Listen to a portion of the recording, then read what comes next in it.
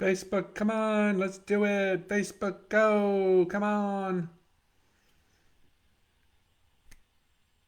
Facebook is having some troubles. Okay, I am live.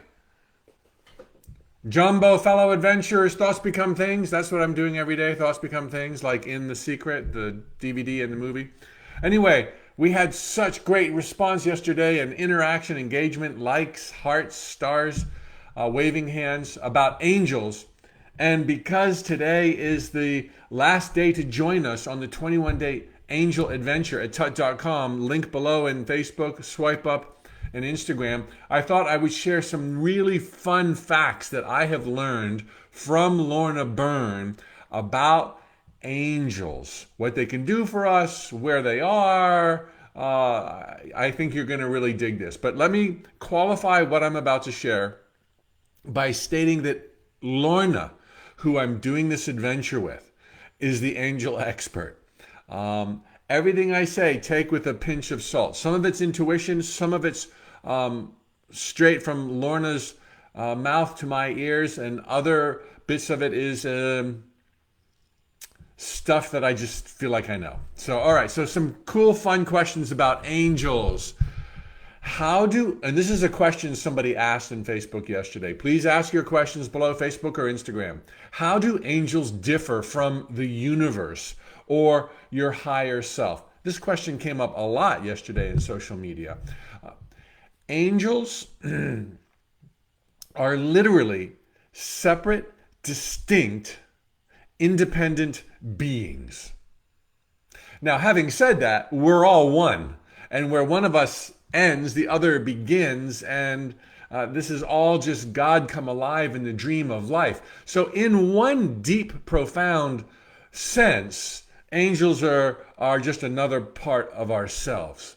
But so are you another part of me, yet you want to live your life and rock on and have a good time, and I'm not going to be able to do that for you, and vice versa. So while we are all one, we each have different windows through which to view reality, and thereby different beliefs accumulate, different lessons are to be learned, and different adventures can unfold. And then we all huddle back together again and share, so to speak. So how do angels differ? At a more surface level, they are completely independent beings that exist for that smile on your face. And I'm going to talk about additional ways to engage their services at the end of this broadcast. It's just another Q&A, not an upsell. Do our pets or animals have guardian angels? I'm going to ask Lorna that during our first of 4 workshops tonight, because I've never heard her speak on that. But my feeling would be this. No, our pets nor do animals have guardian angels, other than the angels at large that help the planet, that help balance the physical laws and all of those things. But a guardian angel, like people have, the reason I believe we have guardian angels is because we have this egoic filter that tends to clog the machinery, and we're no longer operating from heart and intuition. And thereby we need an extra pair of eyes and an extra pair of wings to help us navigate life, which is why they're part of the package. If you signed up for time and space, you got angels, literally. Whereas animals, they're so instinctual. They have no problem overthinking stuff. They're totally tuned in to the divine and can surf on the edge of reality, being exactly who they, aka God, wanted them to be, and they can fill their niche. They know their place. They celebrate life. They wag, they purr, they chirp. They don't need angels the way we need angels. Our adventure is far more complicated, but don't let that mean it's not doable. And therefore, we have the extra assistance of, opposable thumbs and angels. Do our pets go to heaven? Excuse me.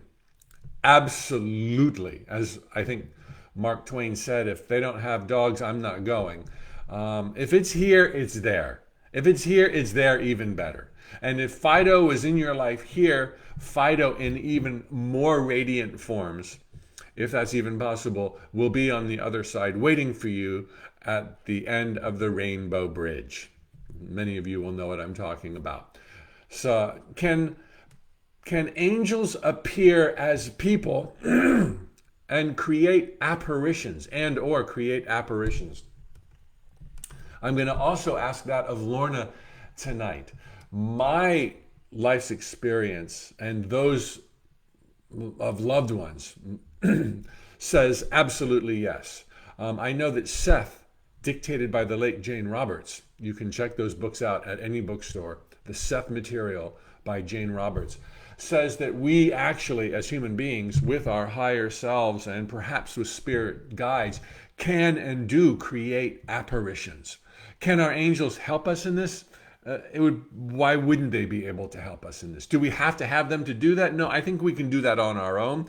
But based on our beliefs, based on our needs, based on our fears, based on our dreams, we can create these windows of opportunity for angels, spirits, and or our own powers to create players or circumstances on the stage of our life that kind of overlay matter and time and space to enrich and further our lives. So absolutely. Bad angels. Are there bad angels? Are there fallen angels? I already asked Lorna this just recently. I'll probably ask her again tonight with a list of about 30 other questions. But she laughed and she said, no, no, no, no, no. And this is one of the things I love about Lorna. I can tell not only is she incredibly authentic, but her answers always make me nod. And it's like, yeah, of course. Whereas, sometimes people talking about esoteric topics have built-in rules and judgment and subjectivity. With Lorna, I get zero of that. Bad angels, fallen angels, as if God couldn't fix that. As if the universe would be like, I didn't see that coming. We're going to put you in hell forever and ever.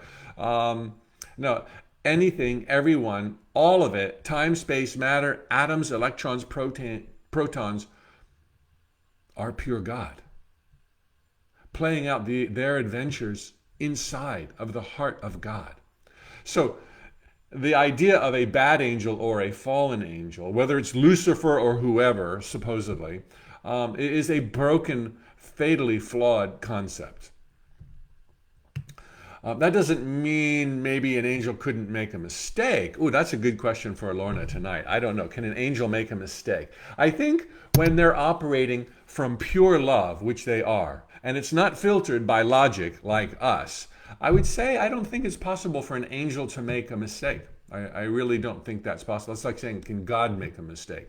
I think with their connection to the divine, clear and unobstructed, it's pretty impossible. Which leads to another question that Lorna and I actually disagree on, but there's a modification. Is there a hell, like a devil and hell? I will tell you, I know to the depths and core of my being that there is no hell in the heart of God, which means there's no hell, period. There's no devil, period. These were metaphors for confusion wrought by humanity, imposed on humanity by humanity, and in our own minds. Hell is not knowing that you live in heaven on earth right now, and that you're surrounded and adored, and you've never been judged, and you don't even have to ask for forgiveness because there was never any blame.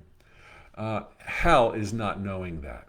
And so hell and Satan are metaphors for misunderstanding, eating of the forbidden fruit, going to matter in the material world for truth, answers, and definition instead of going to spirit. That creates hell. Whereas Lorna has said that there is a hell, but in her entire life, she has never been made aware or shown anybody being sent there or going there. I would say Lorna is picking up on the fact that there is a hell of our own creation. But not to put words in her mouth, she She meant it in the way that it was asked. Is there a burning inferno in the bowels of the earth somewhere? And she said yes, but nobody's ever been sent there. Lorna's message is almost entirely of joy, of happiness, of living your fullest life, of using the support that's been given to you. And my message is entirely that as well. How do angels help? Okay, this is something I touched on yesterday. With believability, you can hear them. You can all of a sudden have an idea. Where did that come from? It came from your angel. But there's another layer here of believability. If you believe in the goodness of the universe, if you believe that you are supported in realms unseen, if you believe in angels and you believe you have a guardian angel, not just for the belief that all will work out well because you have angels, but literally you create avenues of possibility that could not otherwise exist through believing in angels for angels to reach you in a way they could not have reached you otherwise. Now, can angels help you even if you don't believe in them? I'm sure they can, but it would not be to the same degree that if you believed in them, asked for help, had intentions, and connected with them. And last question, do angels have a name? Yes, they absolutely do. Is it important? Only for us to have a handle on, hey, Gabriel, and angel will, Lorna will go through an exercise this afternoon in the workshop to help you know your guardian angel's name. Today's the last day. Please join us for our 21-day angel adventure. We kick it off with a workshop, and in 1 week, another one. Overall, 4 workshops over 4 weeks, and during that time, every single day for 21 days, beginning with today, those who signed up get an angel lesson, meditation, or prayer video of Lorna to create a ritual and begin that connection that can change and ease and improve and rock your life. Check the link below this video in Facebook or swipe up in Instagram and check the link there. Today's the last day you can join us. It's $29. Okay, so it's like $1.10 a day for 3 weeks. If you need financial aid, email Carly, Karli, at tut.com, Karli at tut.com. Nobody's allowed to go for free. You got to pay something. But there is financial aid for those who ask. Almost invariably, we will say yes. Okay, we know these are crazy tough times, and everybody should have access to their angels.